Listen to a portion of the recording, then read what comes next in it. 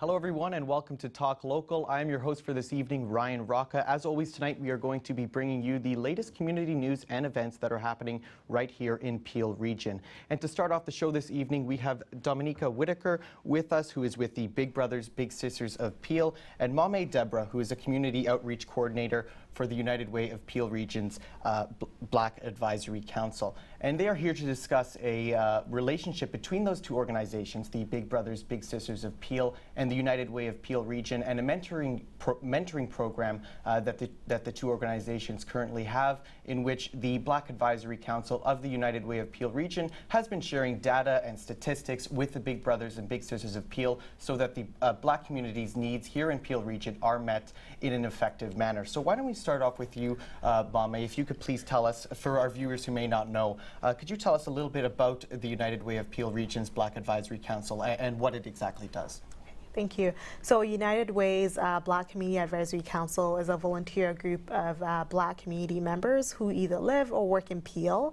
Our mandate is really to support United Way in identifying key issues and strategies and how to really address those issues in the community. So we've been around for the past 6 years, so we've been around for quite some time, and we've done some work, around research, community engagement. Just last year in May, we released a report with other partners on the well-being of Black youth in Peel Region. So some of the data, we have new data, and actually what makes this report really unique is the fact that it's the first time that we have local data on Black youth, a specific population. So those are some of the things that we do at United Way. Yeah.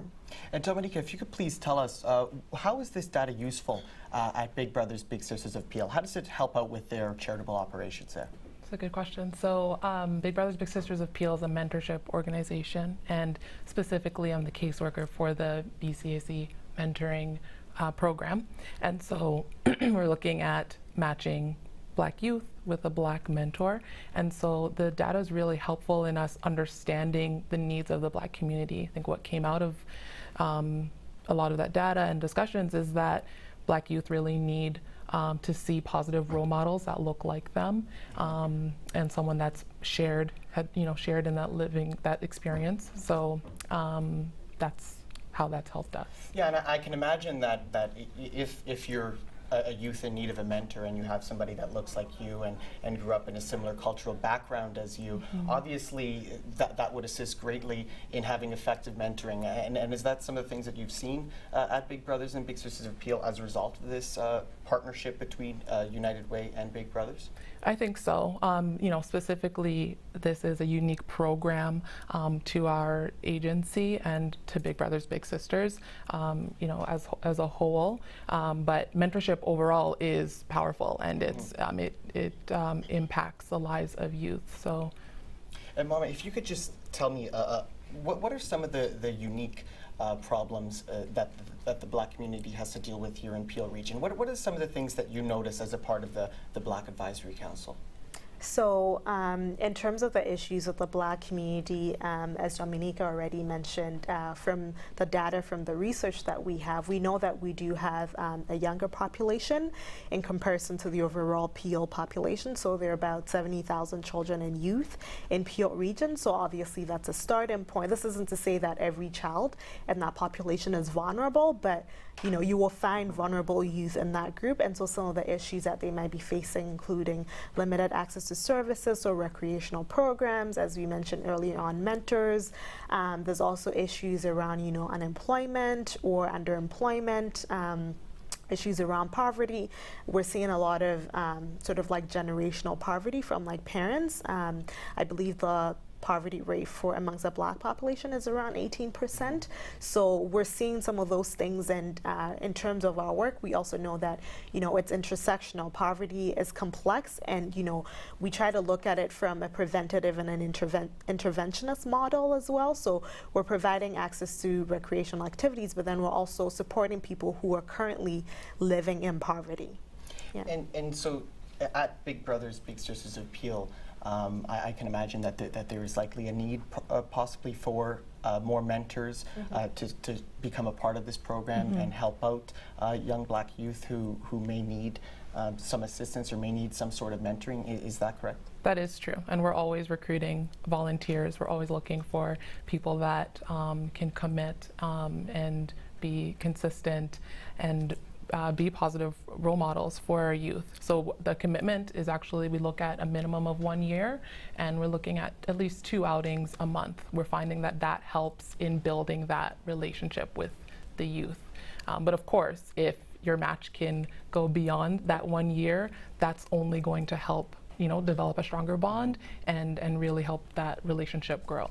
So what is the application process? How can individuals get involved with this problem, with this program, in order to help solve any sort of mentoring problems that may be going on? And is there a certain process that they have to go through in order to get involved? Definitely. So our screening process it's intense, and but we value it, and it's important to finding good mentors, again, that are going to be able to commit and that also care about youth and want to spend time with youth and see them, you know, as the future. So the process starts out with submitting an application, and then you would be interviewed. You'll also need to complete a police reference check and submit 4 references.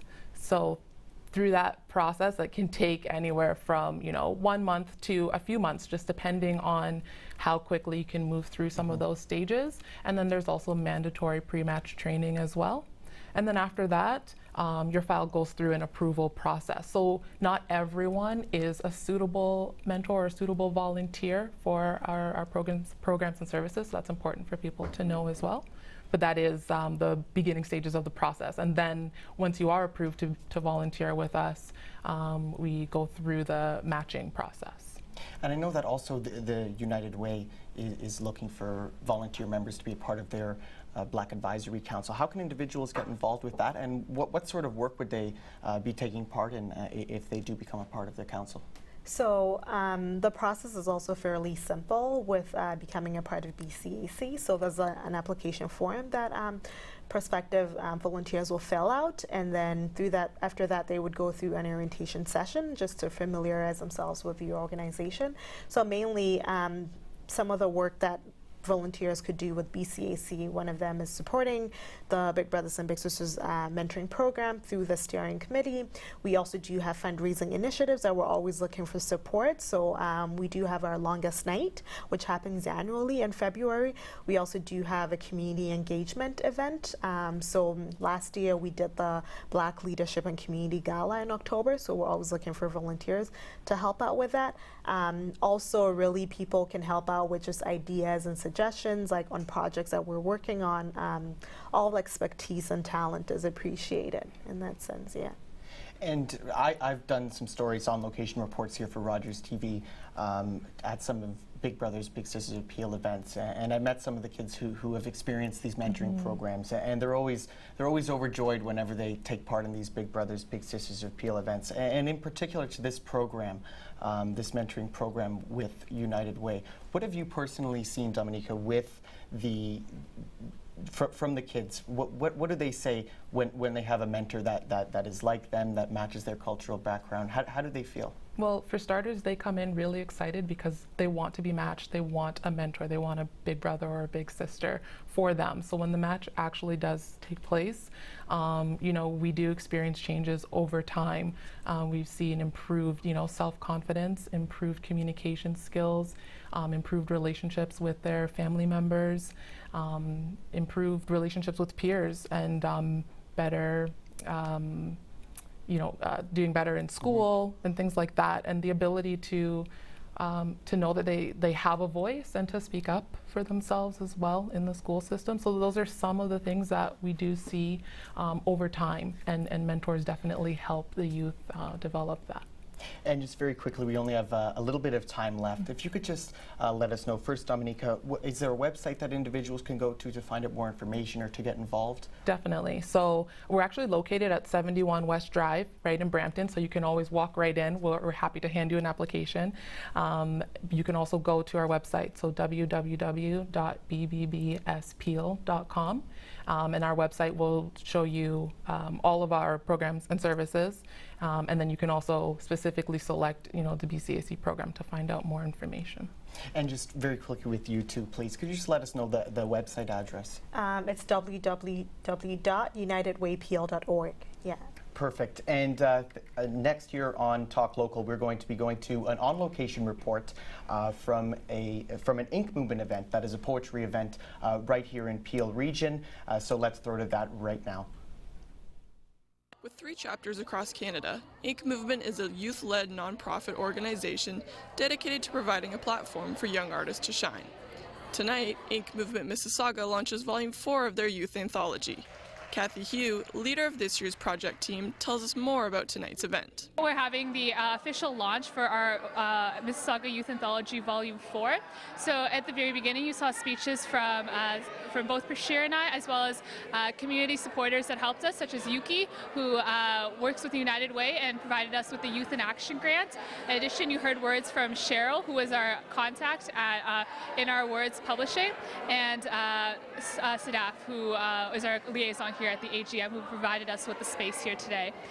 In addition, we had presenters and performers who presented pieces that they had featured in the anthology. Prashir Pasricha, president of this year's Mississauga chapter, tells us about the theme of this year's project. For the youth anthology, and with the theme this year, What's Wrong, our goal was to identify the local and global issues that youth in Mississauga are passionate about, not only talking about, but also tackling. And so we wanted to hold this event to sort of officially launch this collection of all of these pieces, and to get the artists together, maybe to discuss some of these issues with the community and how they feel we can tackle these issues. My piece was titled Happy Boy because I wrote it a couple years ago when I was going through a lot of stuff, and I was experiencing depression and drugs and all these things, and I was in a place where I just felt like I was at the breaking point. I needed to write about how I felt and how maybe it could help someone else some way. It was about speaking up and not letting everything else hold you down. My piece of work is entitled First World Problems in B-flat minor,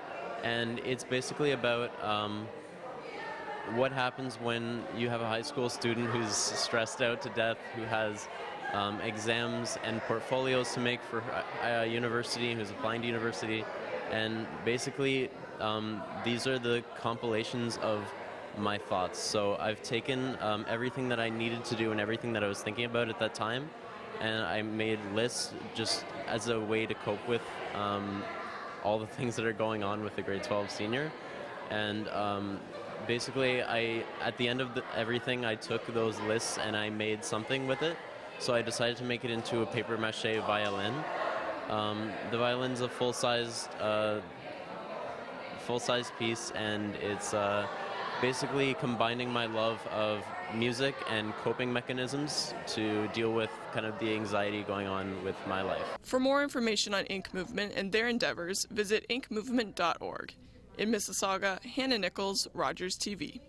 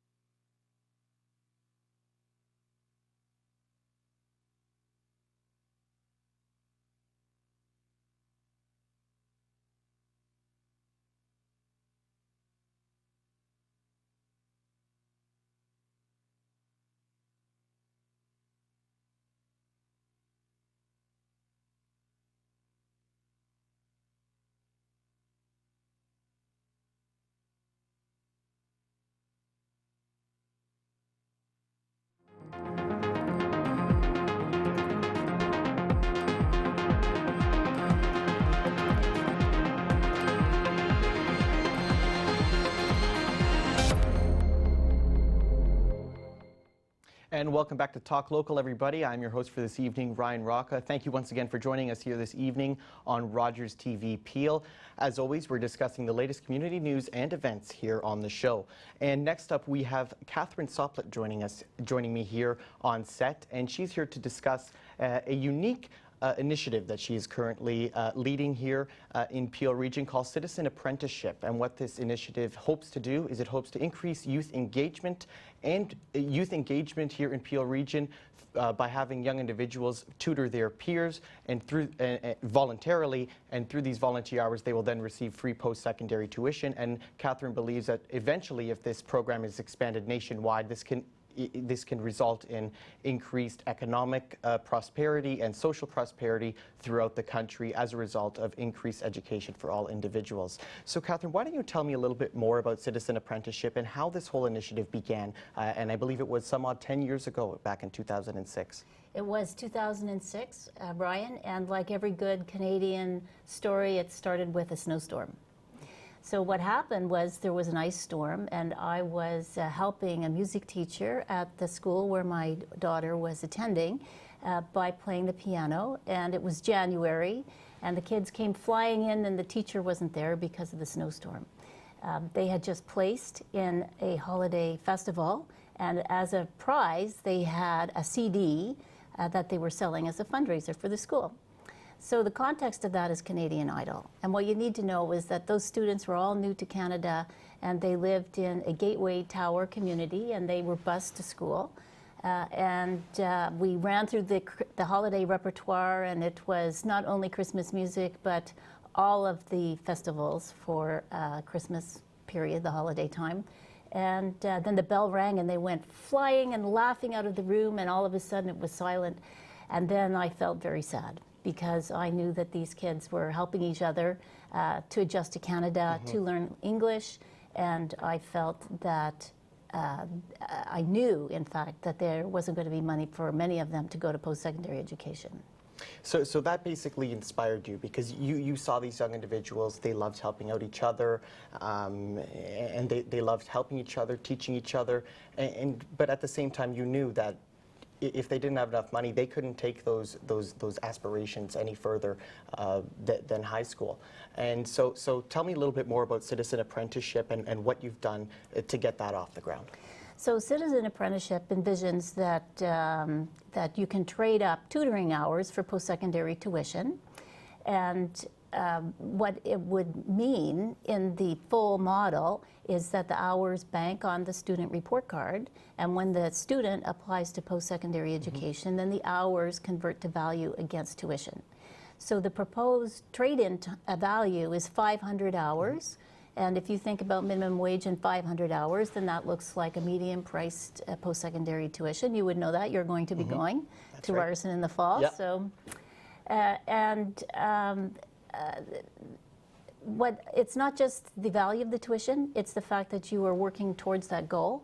And actually, students, by the time they're in grade 5 or 6, have influence from their families to know whether or not there is money to go. And if there isn't money to go, then that happens to be a deterrent, and then it results in lower education outcomes in high school. Yeah, and personally, as you mentioned, I am going to university in the fall, and a lot of my peers, I'm fortunate enough to be able to afford the tuition for Ryerson University, but a lot of my peers, they struggle to pay, and it's understandable because it's extremely, extremely expensive in order to be able to fund post-secondary education. So I think it's a great initiative. And when would individuals, I know this is just an idea for now and you're working to get it into reality, but when would individuals ideally be able to start volunteer tutoring their peers in order to begin banking these hours? So typically in public education, at about grade 5 or grade 6, many students start to do leadership programming through social studies, and they're doing reading buddies with younger children. And also in grade 5 and 6 is when many families start to have financial difficulties because the kids are getting older and the families are getting older. So typically grade 5 or 6 they'd be able to start. Probably for the pilot, which envisions starting in 2017 next year to coincide with Canada's 150th birthday, we'd probably be starting with high school students because many of them would already be accustomed to doing that kind of work. And then as we develop the analytics to show how many hours, what kind of curriculum, what are the results, how does that relate to crime, how does it relate to grades, then we would be able to use other sites and test the math on the return on investment. And tell me a little bit more about that pilot project. I know that you've been working on that for some time now, and you hope to get it started in July 2017. What have you been doing in order to get that pilot project off the ground? Who have you been speaking to? Have you been speaking to local politicians as well to see if they can assist in any way with some sort of legislative or financial support for a pilot to prove, hopefully, to the government that this deserves to be expanded nationwide? Yes, so I've been speaking to politicians at every level. Many people think that we have 3 levels of government, so that would be federal, provincial, and municipal. And actually what we have is 5 levels of government, because we have regional government when you think of the region of Peel, and we have the school boards as well. So when you think of who gets elected, that's how you know that it's a level of government. Beginning with Peel District School Board, which is my home board, I've been presenting the idea to them since 2008, but it took until 2015 before we had research from other sources that kind of interpolated what we were looking to do, and technology to be able to capture the information, and societal need because of the high pace of immigration and the spikes of Syrian refugees, and the fact in Peel that we are increasingly seeing lower economic outcomes and people are tight for money. So all of these forces are coming together. So when in 2015 I said to Peel District School Board, what do you think? And they said, sure, have a look, see what you can do. And so now who have you been speaking to in order to get working on the pilot project? Is it just you leading this whole thing? Do you have anybody else working with you to try to get citizen apprenticeship up and running for July 2017? Yes, there's a team of people. So it's kind of a loose team of people because people have different areas of expertise. So I've been working not only with the Peel District School Board, but speaking to staff and trustees at the Catholic Board, the Dufferin-Peel Catholic District School Board, making presentations to the City of Mississauga, especially working with a couple of councillors in Mississauga South, my own councillor, Karen Raz, Jim Tovey, Councillor Fonseca, and Councillor John Kovac are very supportive, and Councillor Ron Starr has always been supportive. So that's about half of the council right there. And of course, Mayor Bonnie Crombie is long familiar with this project. Those Mississauga councillors are also at the region of Peel. The Mayor of Brampton is aware through her role as a Minister of Municipal Affairs and Housing. When she was in provincial government, she represented some of these ideas at the interministerial table for poverty reduction. And the current mayor of Caledon, Mayor Thompson, was a regional councillor at the Poverty Reduction Strategy Committee at the region of Peel and heard some of the language of it there.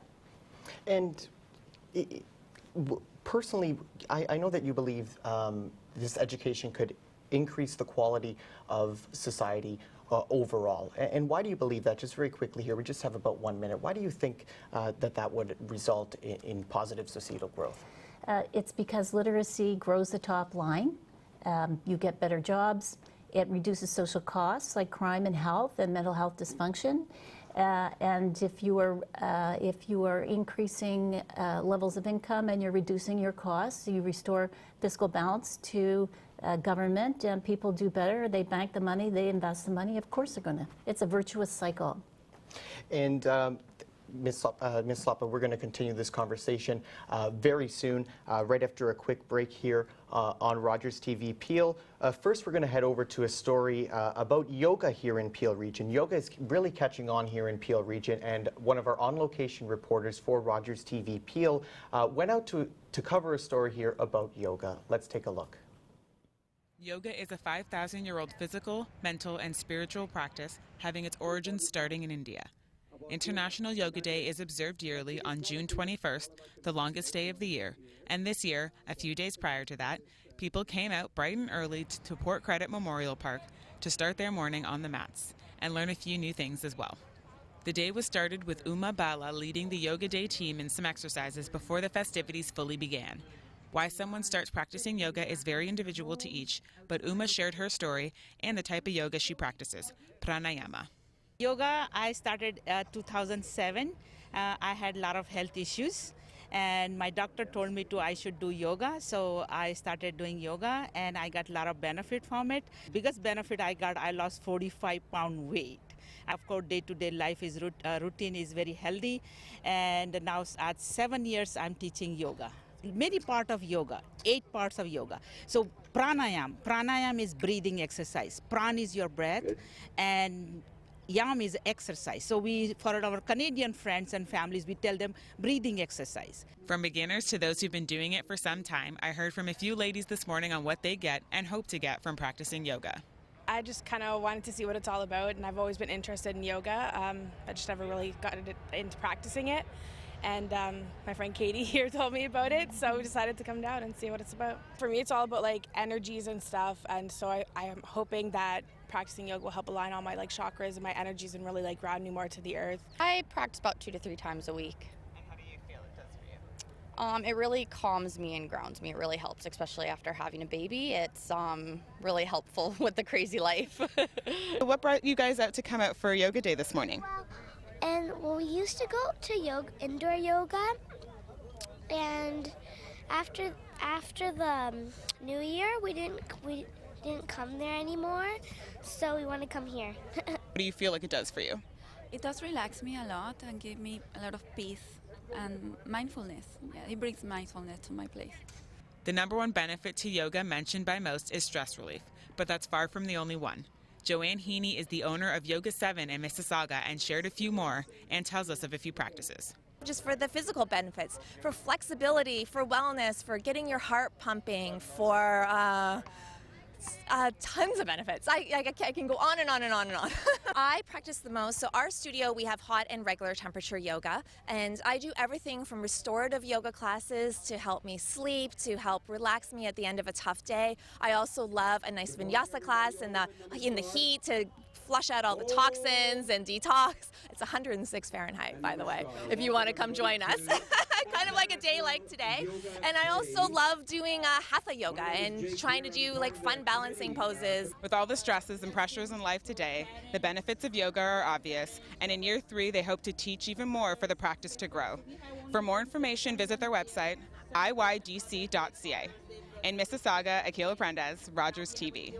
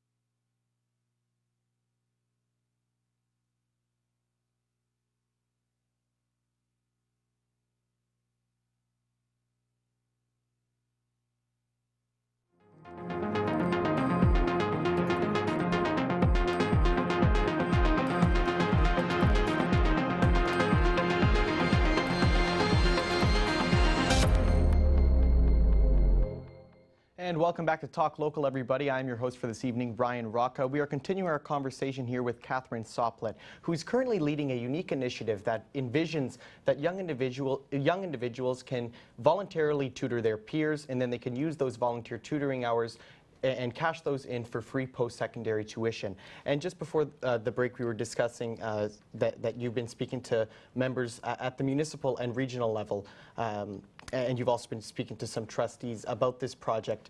Now, education is obviously a provincial concern. So have you been speaking to any people from the provincial government about citizen apprenticeship? Yes, in fact, my MPP, Charles Souza, entertained a 1-hour presentation in 2008 when he was a new MPP. And basically, after the presentation, he said, "That sounds fabulous. We don't have any money for that." I said, "That's okay. I don't want any money." And he said, "What do you mean you don't want money?" I said, what I've just told you is really difficult to do. I understand the jurisdictions because education is provincial, it's delivered by the school boards. You're asking to do work in a library that's a municipal location. And really, what I want ultimately is that the federal government should take this on as a program, and the federal government has no jurisdiction in education. And he kind of smiled. And I said, "I want some real estate." He said, "What do you mean?" I said, "I want a spot in your filing cabinet because I know the thing that I've told you is very difficult to do, but I just want a spot, a filing, and I want access to your staff. If I make an important benchmark, I will brief your staff. You can take a note and put it in the filing cabinet, and one day maybe it will make sense." So the first time it made sense was in 2012. It took 4 years. There was a budget breakfast at the Mississauga Board of Trade. I asked a question about public education. I got the answer I wanted, and I saw the MPP, Charles Souza, looked up, and I could tell that the penny had dropped and the thing that I had told him before was going to transpire. So Charles is a big fan. And at the same time, though, you eventually hope to expand this nationwide. I know right now your focus is on the pilot project, the local pilot project that will be taking place hopefully in Mississauga next year in July 2017. But since you hope to expand it nationwide, have you been speaking to anybody from the federal government? Have they expressed interest? If so, who? So in the federal election, actually, I drew attention of the initiative that was presented to the city in 2014 to the federal candidates. And I drew it to their attention because I knew that 2017 was coming and that there would be funding available for special projects to celebrate Canada's 150th birthday. And I also drew attention of the federal candidates to a petition to the House of Commons, which drew attention to the Citizen Apprenticeship Initiative. Sometimes these things take a long time, Ryan, so we just keep mentioning and keep saying what we are doing and the progress that we are making. The Mississauga Library Services Board just in June expressed interest to continue talking, to look at funding options, and to consider how and what staff might be assigned, even just to develop the curriculum and the space and talk about budgets. So it's a very long process. Now, as I've been saying, and as you've been saying, you have the pilot project hopefully coming up in July 2017. And what work have you done for that so far? Have you found a location for the pilot project? If so, where is it? And why did you pick that location? So the target location is the Computer Resource Center, which is an innovative partnership between the Mississauga Library Services and Polycultural Immigrant Community Services, which is the settlement agency located at Sheridan Mall. And the reason that site is particularly important is because in 2009, when the library was threatened with closure, more than 300 people from the neighborhood came to fill the library to overflowing. And those people were not only residents in the tower and newcomers to Canada, but the longtime residents who had lived in the suburbs.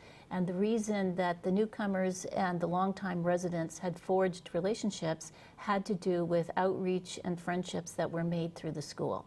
So as a result of the occupation of the library in 2009, then investments were made and a computer resource center was put in. Libraries are not just about books. Libraries are about technology. So pen and paper is technology, digital is technology, music is technology, and these are all features of literacy.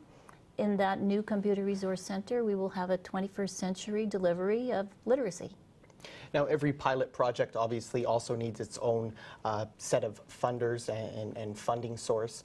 Have you been able to find a source of funding yet for this pilot project that you hope to start by next year? So the funding has not yet been secured, but a number of different stakeholders are aware of what they would like to see happen, and we also have to be careful about how people get funded. So school boards have missions and budgets, libraries have missions and budgets, settlement services have missions and budgets, and there has to be a suite of funding opportunities as well as contributions from federal, provincial, and municipal coffers in order to be able to have this happen.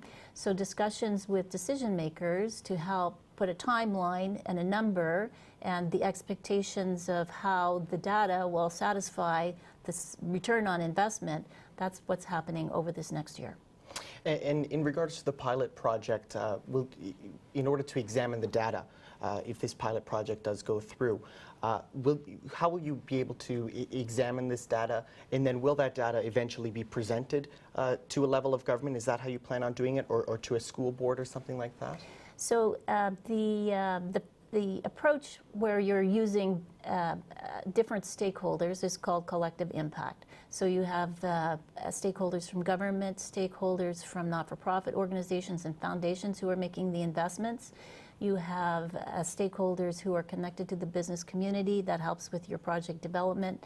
And you have engaged individuals, so that would be people like building up your neighborhood's team. And the analytics, some of them already exist. So if you're looking at school results, then you're talking about standardized testing, EQAO, student success, which is different but related, and adult learning organizations such as the Polycultural Immigrant Community Services know whether or not they're having impact to help people learn English, for example. New analytics have to be developed, and they would be based on the UN Global Goals. And we have new technology and new ways of organizing and thinking about that kind of information. So a new evaluator would have to be funded to do that work. And of course, there's always the money, and we would look to our partners in business and other economic areas to measure it. And thank you very much, Catherine Sloppett, for joining us here today on Talk Local. It's been a pleasure talking to you. Citizen apprenticeship sounds great. And next, we are going to head to a story about high school students learning about careers. And this is called Bridging the Gap. That is, once again, one of our on-location reporters here at Rogers TV Peel went out to cover this story. Let's take a look. Bridging the Gap event was held at Mississauga Convention Center, where organizers, guest speakers, mentors, students, and parents came together to run a fantastic event in order to build a bridge transfer from high school to post-secondary school. The night began with refreshments and snacks with many organizers from IGNA Relief Canada, with other guest speakers who came to speak on what brought them to this amazing event. So the Bridging the Gap program is being organized by the IGNA Sisters and IGNA Relief Fund, and it's a really good opportunity for parents and students to get to know about what is it in there for them in the future, so that they can plan and align their education and their talents and abilities and skills accordingly. There's so many options there. It's just that parents and students do not either explore them or do not have an idea about them. Bridging the Gap is actually one of the domestic projects, and the whole point is to empower the youth through the strongest empowerment tool, which is education, of course. And what we feel is that currently high schools are not preparing students, and they're not making them, they're not preparing them well enough for the post-secondary education.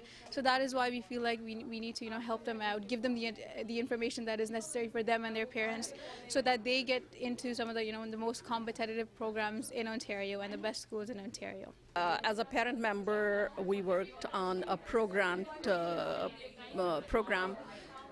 We did it for high school, and we thought that parents needed some information about, apart from the parents, I mean the children as well, but basically both children and parents needed to understand what opportunities they have for their future in Canada. Some of them are new to Canada and they don't know about the educational system here. So we thought that we could give back to the community this way. There was also the director of IGNA Relief Canada, and as well as a lovely guest speaker, Simic McFadden, who had an amazing thought to share about the organization and event. This was actually our first effort to bring our high school students to the orientation, where they would be able to know where to go. And in this program, we brought some colleges and university mentors, the students, and also people from industry and professionals to help them, guide them, and make them able to decide for their future career. Well, tonight's event is actually a collaboration between our ICNA Sisters Foundation and the residents in the community, and of course our very special young people that have so much to offer this evening, and to help answer some of the questions that the parents might have about the transition between high school, college, and university. And as there were over 80 mentors at the event, both the students and parents had the advantage to experience all aspects of the event, and which was the most important attribute of the night. So I was going to ask you guys, what are your reasons why you came to tonight's event, and what are you looking forward to post-secondary school? So I came to this event basically out of curiosity. I didn't really know what I wanted to do. I was looking more towards a general first year kind of program. So by coming to this, I'm kind of looking for what life is like as an engineer in university, like what kind of things to look for or look forward to. Yeah. It's a good question. I guess most of us have been in situations in life where we could use some guidance. And I've kind of figured life out along the way. It's taken a lot of guidance and mentoring from other people, and I just figured it's a good opportunity to help someone else out. And on top of this amazing night, a student from Waterloo University brought in one of the amazing machines in which was demonstrated to show the students in the engineer and IT workshop what cool things they could be doing in these amazing programs. Yeah, for sure. I think there's a huge gap. So as a high school kid, you're in grade 11 and 12, and you're sort of making a decision that will impact you for your life, right? You're trying to decide what career you want to go into, essentially, which is a big decision to make. And I feel like a lot of kids don't have that, connection with the university and whatnot. I went into engineering thinking I would be doing all kinds of cool stuff that at the end of the day, maybe that's not what you're going to be doing, right? So it's really important to have that dialogue and see what exactly are professionals doing that the field that you're interested in are, that you're going into. So that, I think, is really valuable to have. The difficult transition from secondary school to post-secondary school was the focal point at this Bridging the Gap event.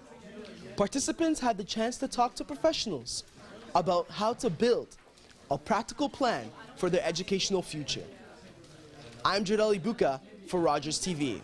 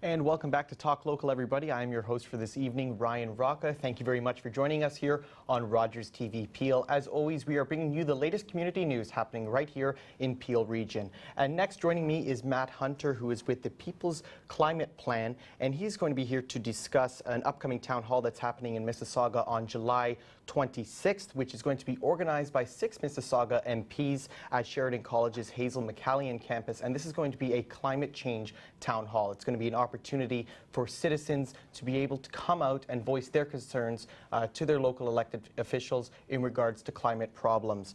And Matt, before we get into the specifics with the town hall, why don't we discuss People's Climate Plan? What is this organization all about? Yeah, absolutely. So the People's Climate Plan is essentially is designed to mobilize citizens to keep the pressure on the Trudeau government to meet its obligations under its elected mandate, under the Paris Agreement, and after the Vancouver Declaration that was signed with the First Ministers.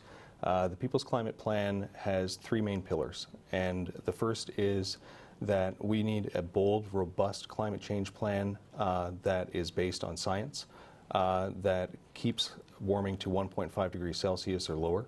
The second pillar is that we need to move to 100% renewable energy by 2050. This is something that we need to do in order to meet that warming goal. And the third pillar is justice, and that's justice for Indigenous people, because so often their communities are affected and are on the front lines of oil and gas projects and that sort of thing. And in the north too, climate change is more acutely felt.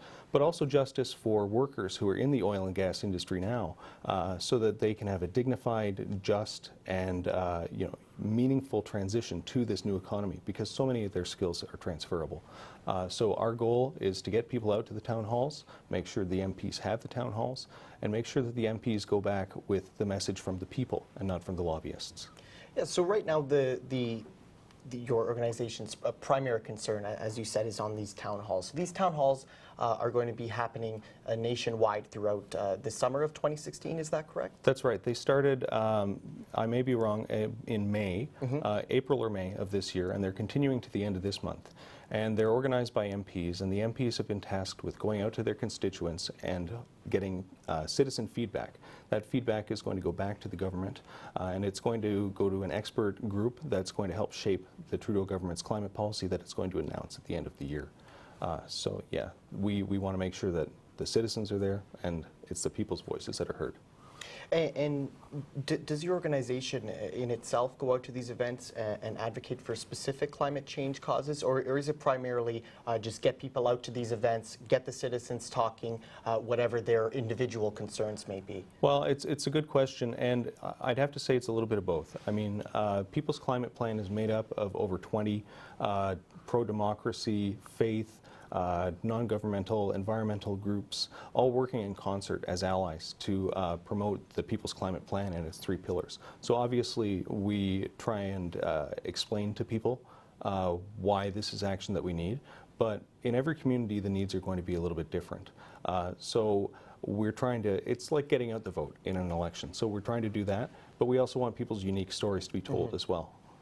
And obviously right now, I know it's extremely hot out there. There's a heat wave, there's a drought in a sense, and the weather, it seems to me at least, is getting crazier and crazier every year. Just last week we had the crazy storm in the Holland Marsh that destroyed a lot of the crops. And though there's no official link to climate change, personally I think that there's some type of link going on there that climate change, we're finally starting to see the physical effects as we see more severe storms throughout the globe, things like that.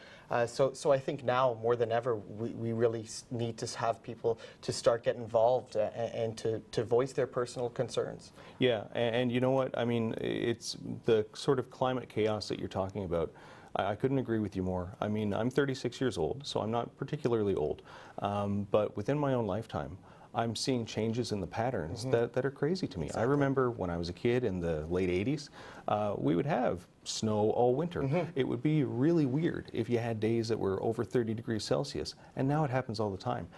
In another group that I'm involved with, a gentleman who came here from India was telling me that where he came from, it was normally like 30 degrees all the time. Well, now it's 40 degrees all the time. There are places in the Middle East where scientists are saying that, you know, in the next 20 years, it will literally be impossible for humans to survive. And it's important to show people that climate change isn't something that's on the horizon, because it's human nature just to push things away, you know, worry about it later.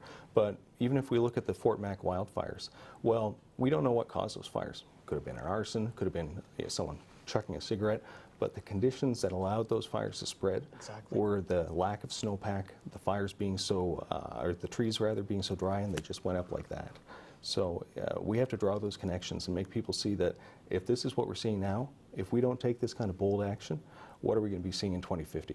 Yeah, I think that's exactly right. A lot of the time, people only take action on something when it has become a visible problem, like they're starting to feel the physical effects of this problem.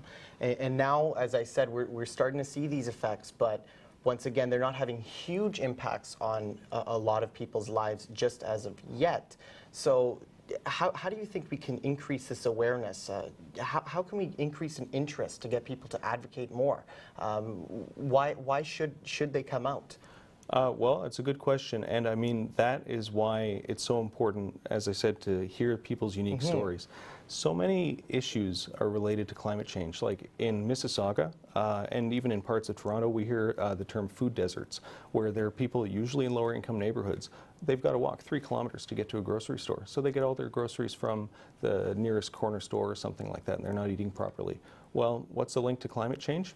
Maybe if there was better public transit, which is something that helps reduce greenhouse gas emissions, you know, these things wouldn't be involved. So there are these equity issues, there are these local issues. Every community is different, and that's why we have local leads like myself going out to the communities and talking about what matters to them. But the resounding message is that the status quo won't do anymore, because we're on a collision course with the laws of physics. Yeah, I think that's exactly right. I think now it's left to the people. The people have to start voicing their opinion a lot more, because as we've said, the effects are only going to get worse, and soon enough it's going to be extreme to the point that it's unbearable. In terms of, how do you personally feel with the progress that's been being made in governments worldwide? Do you think that we're heading on the right track, or do you think that a lot more needs to be done federally and internationally with international governments? Well, I mean, the Paris Agreement, to some it was a huge disappointment because there weren't really binding targets. To some it was kind of a watershed moment because it was finally at least a time when climate change was on the radar and where politicians at least acknowledged this is a problem that we need to tackle. I think that what needs to happen is people need to make this something that is an election issue as much as taxes are. Politicians are terrified of raising taxes because they know that they're going to get voted out. Well, we need to make climate change that kind of an issue. Like, I have 3 daughters. They're all under the age of 7, and that makes it really personal for me. I think if I'm seeing this kind of change in my lifetime, you know, and I've still got a lot of life ahead of me, I hope, what are my daughters going to see? You know, and I mean, you don't have to be a parent to worry about that kind of thing. I mean, as a species, we have a duty to the future to make the world livable going forward. And I think that that's what people need to do. They need to make the MPs or city councilors or whoever it is know that if you don't take action on climate change, we're going to vote you out, and we're going to vote in somebody who will. And just very quickly, could you give us a website if people can go to find out more information about this movement, where these town halls will be taking place? Absolutely. If people go to peoplesclimate.ca, that's the kind of general website, and it has maps of all the meetings, including the ones in Mississauga. Perfect. Thank you very much for joining us here. Again, that's Matt Hunter with the People's Climate Plan. And thank you very much for joining us here on Talk Local. Now we're going to head over to a little bit more of a lighthearted story here about Carasaga here in Mississauga, and that is the Festival of Cultures. One of our on-location reporters from Rogers TV went out to cover the event, so let's take a look. Carasaga. Carasaga, one of the most important annual events in the Mississauga calendar, is returning for its 31st year. There are over 70 countries represented in 28 pavilions, including India, the Philippines, Lebanon, Ireland, and Croatia, just to name a few.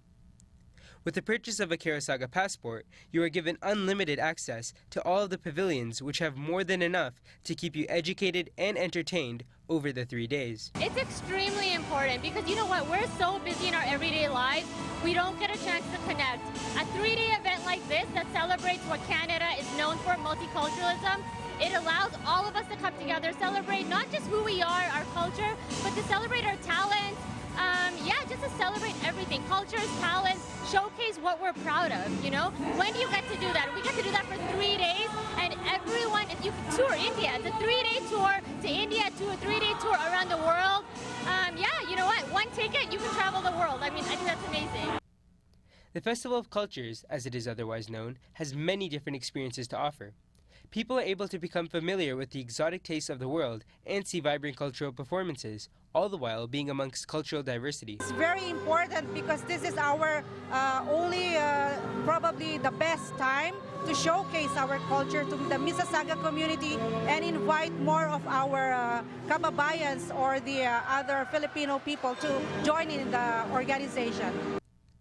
Keresaga is meant to bring the community together and eliminate all cultural prejudice. I think it's very important because that's what brought community together. I am here representing Africa, but actually outside there's other countries, there's other community that represent their community. So Keresaga is so important because all our community get to know each other.